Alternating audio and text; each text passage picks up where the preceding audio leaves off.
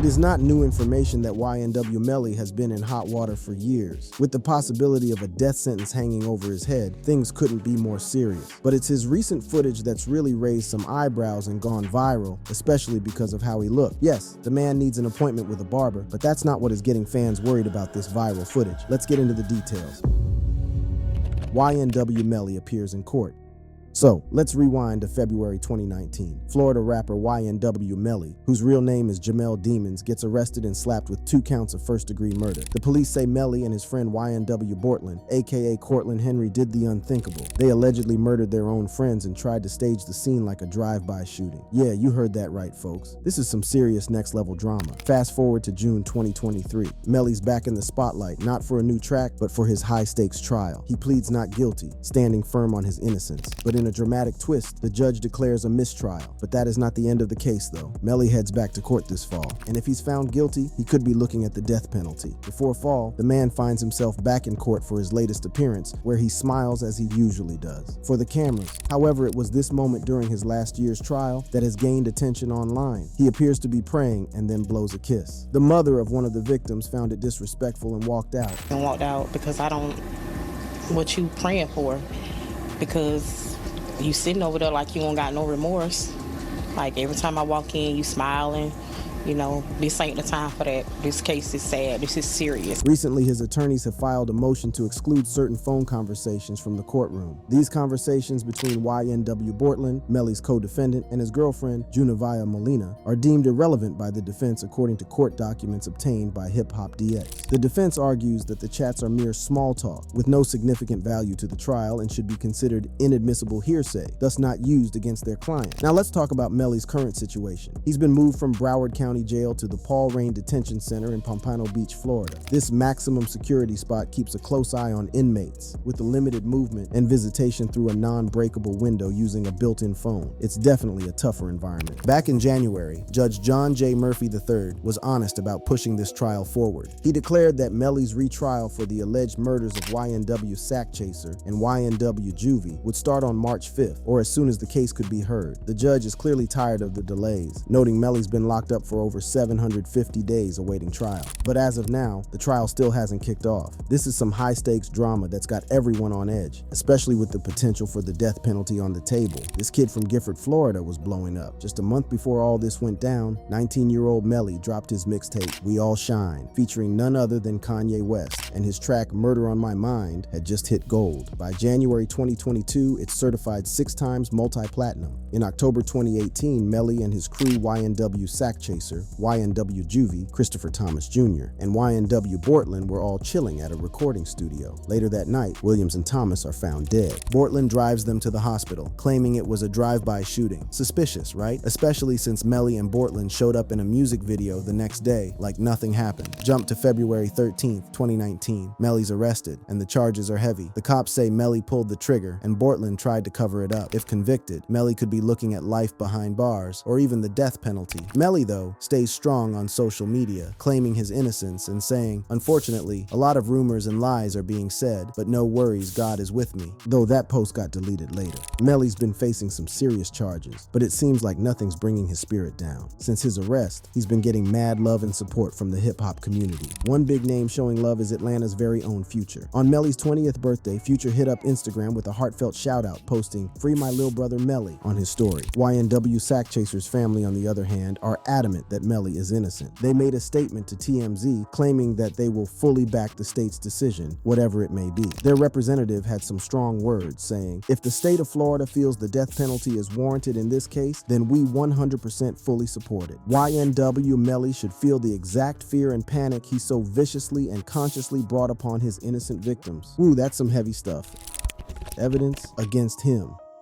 During the initial trial, the state pulled out some digital receipts to claim that Melly confessed using an Instagram exchange between Melly and Peasy Gambino. On October 26, 2018, Peasy asked if Melly was okay. Melly allegedly responded, "I did that, shh."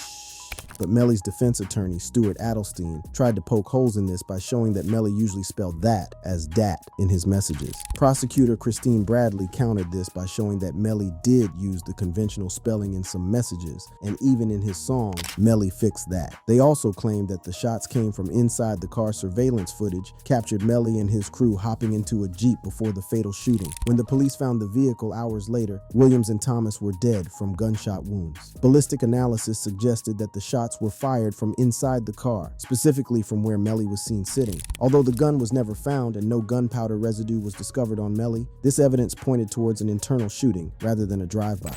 And my determination was that this is not a drive-by shooting, and it's based upon this picture here, which is a very good picture to describe it. Shooter is at a stationary position when all but one of these rounds are going in. At some point, the prosecution brought in gang expert Danny Polo to testify about Melly's alleged affiliation with the G-Shine Bloods. Polo claimed Melly was deeply involved, knowing all the signs and using gang lingo in his messages. And does herc mean? Herc is a term used by members of G-Shine to refer to each other. It's like calling each other bro or dude, same thing. The state presented photos and text to back up these claims, suggesting that the murders might have been gang-related, although the exact benefit to the gang wasn't detailed. The state then used phone records to map the movements of Melly and Bortland's phones on the night of the murders. FBI Special Agent Brendan Collins showed that the phones pinged near the crime scene, though he couldn't definitively place them together at every moment. Miramar Police Detective Mark Moretti confirmed that no devices appeared directly at the crime scene due to Melly's phone having its location services turned off. However, surveillance footage helped trace Melly's movements, including when he was picked up by rapper Fredo Bang after the incident. BSO DNA analyst Kurt Rhodes tested various items found in the Jeep, like a water bottle and a spent shell casing, but none matched Melly's DNA conclusively. However, DNA that may have been Melly's was found on the rear passenger side door handle, where the shots were believed to have been fired from. In a bold move, Florida prosecutors plan to introduce a whole bunch of YNW Melly's lyrics as evidence in his upcoming retrial. According to the Miami Herald, Broward County prosecutor Alexandra Buckaloo filed a court document on Wednesday listing an impressive array of Melly's work they want to admit. We're talking 55 songs, 18 audio files, 14 YouTube videos, and 4 album covers. Among these pieces of evidence is Melly's biggest hit, Murder on My Mind. This track, which has been a massive hit and is often seen as eerie given the circumstances, could play a significant role in the prosecution's case. The state is aiming to use these lyrics to shed light on Melly's state of mind and potential motives. Using rap lyrics as evidence in criminal trials isn't a new tactic, but it's definitely a controversial one. These lyrics can't be the sole basis for a conviction, but they can be highly prejudicial. Jurors might be swayed by pre-existing biases, often racially motivated against rappers. This can lead them to make up their minds based on stereotypes rather than hard evidence. Take the YSL RICO indictment, for example. Prosecutors used Young Thug's lyrics to implicate him in 10 different overt acts in furtherance of the conspiracy.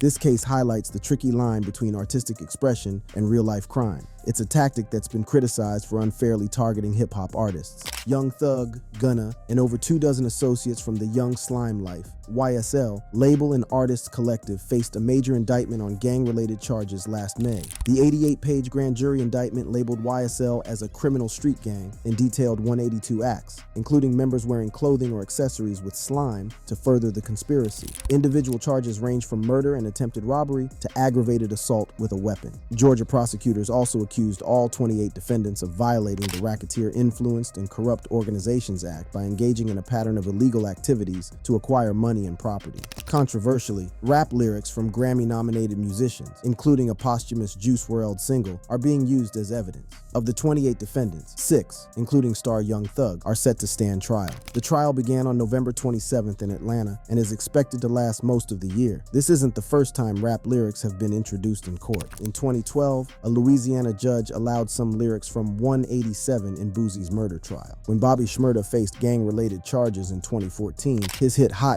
was heavily scrutinized, though not formally cited as evidence. "I'm guilty for where I live," Shmurda told Vulture. "I was never part of no gang." In 2019, prosecutors used lyrics from the late Drakeo the Ruler to accuse him of murder. That same year, 6ix9ine's lyrics were brought up during his gang-related trial. Although Boosie and Drakeo the Ruler were acquitted, critics argue that using rap lyrics as evidence can unfairly unfairly sway juries and disproportionately impact black and brown defendants. When Maryland's highest court ruled in December 2020 that rap lyrics could be used in a murder trial, veteran attorney Dina LaPolte told Variety that the decision was blatantly racist and set a dangerous precedent. Last year, Jay-Z and other prominent artists supported Senate Bill S. 7527, a New York bill known as Rap Music on Trial, which aims to acknowledge rap as artistic expression and limit the use of lyrics in criminal cases. The proposed legislation argues that using rap lyrics in court turns trials into instruments for suppressing provocative speech and undermines the principle that a case should be judged on facts, not on perceived propensity to commit a crime.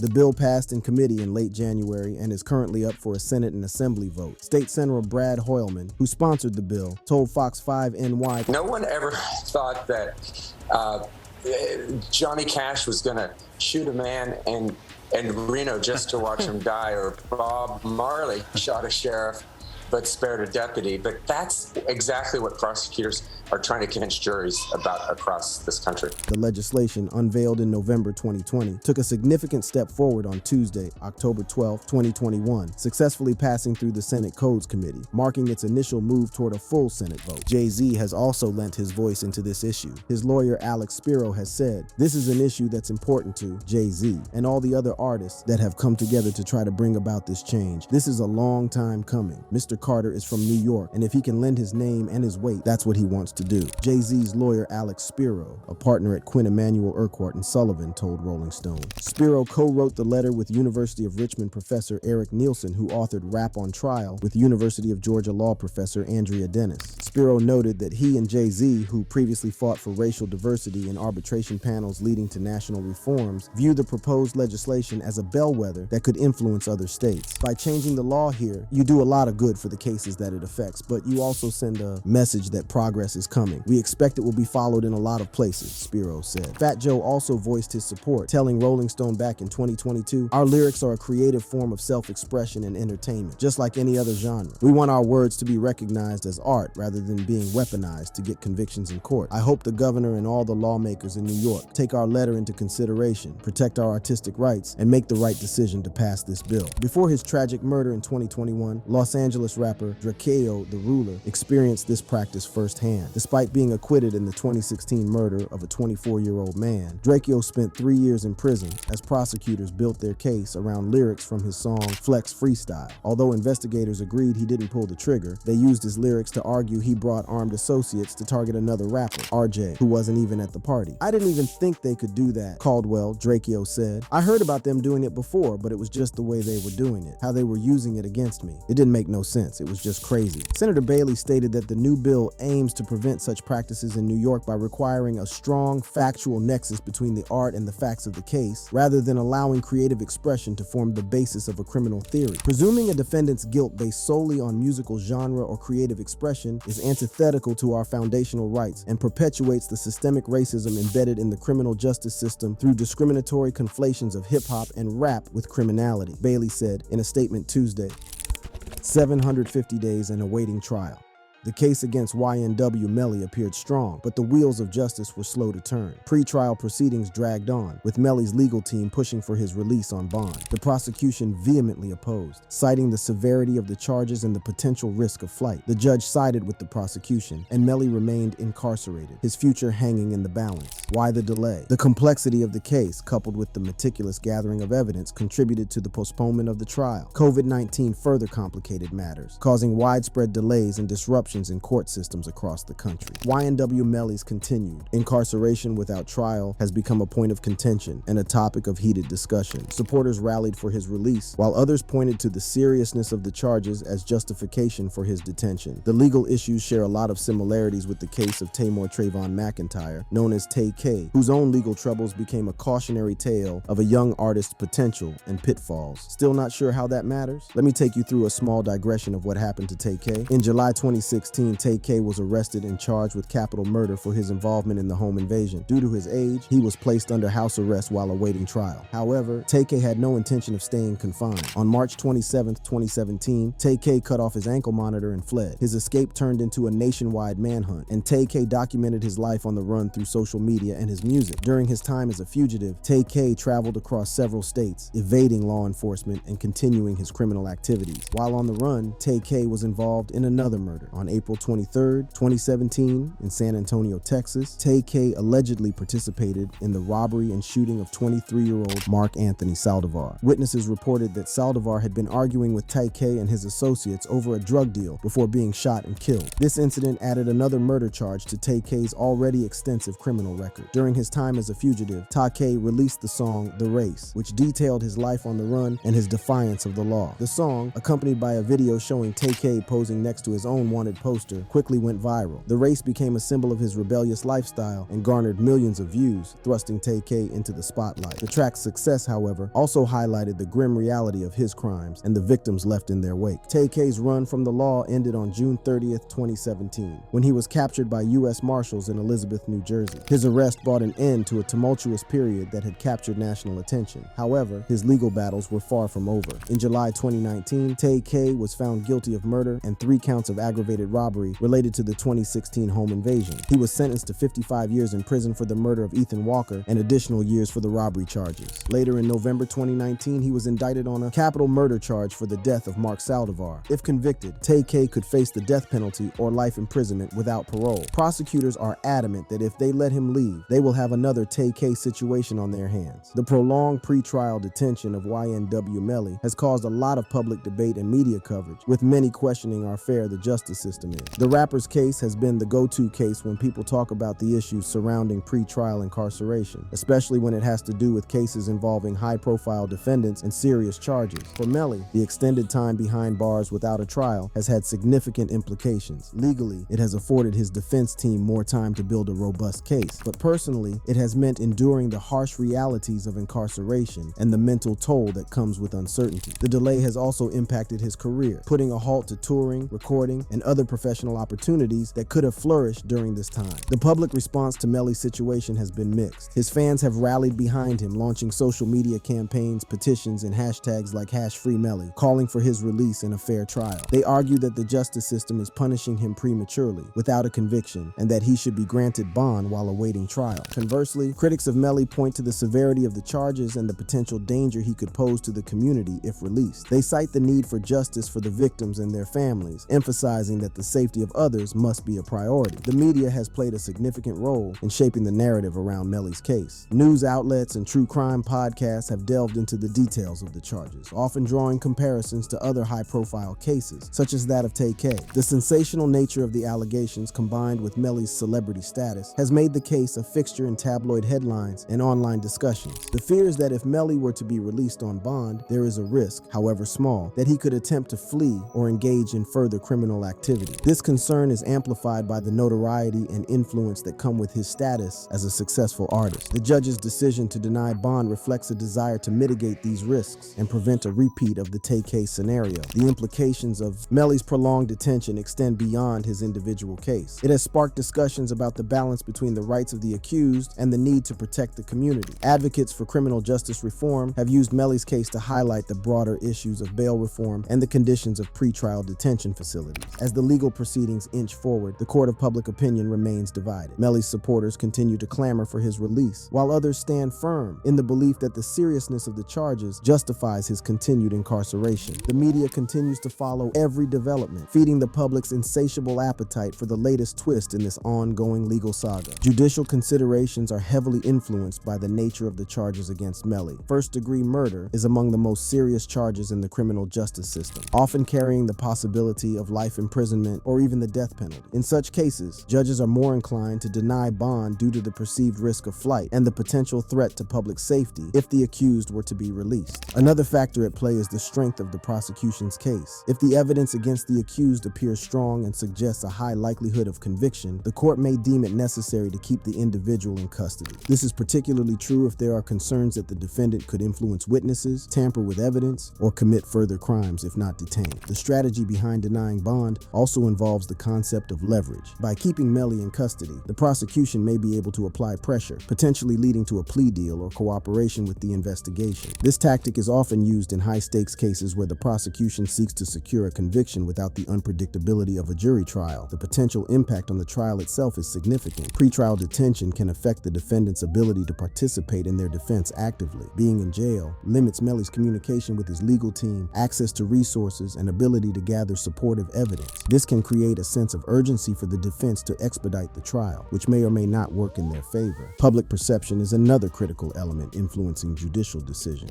In high-profile cases like Melly's, the court is acutely aware of the scrutiny it faces from the media and the public. Granting bond to an individual accused of a heinous crime can lead to public outcry and a perception that the justice system is not taking the charges seriously enough. Conversely, denying bond can be seen as a commitment to justice and public safety, albeit at the risk of being viewed as punitive before a guilty verdict is reached. But about 1,500 miles east towards California, Suge Knight was given bond under similar charges. Knight's defense team, led by attorney Thomas Mesereau, presented several arguments to support their request for bond. They emphasized Knight's health issues, including blood clots and other medical conditions, which they argued were not being adequately treated in jail. Additionally, they asserted that Knight posed no flight risk, given his strong ties to the community and family in the area. The defense also stressed the financial burdens Knight faced, claiming that his inability to work while incarcerated was leading to severe financial hardship. They argued that Knight needed to be free to help manage his legal affairs and business interests. The prosecution strongly opposed granting a bond to Knight. They highlighted his extensive criminal history, which included charges of assault, robbery, and previous instances of violent behavior. Prosecutors argued that Knight's release would pose a significant threat to public safety, given his alleged involvement in violent crimes. They also contended that Knight had a history of intimidating witnesses and obstructing justice, suggesting that his release could compromise the integrity of the trial. The prosecution painted a picture of Knight as a dangerous individual with a propensity for violence, making a strong case against his release on bond. After hearing arguments from both sides, the judge ultimately set Knight's bond at $25 million.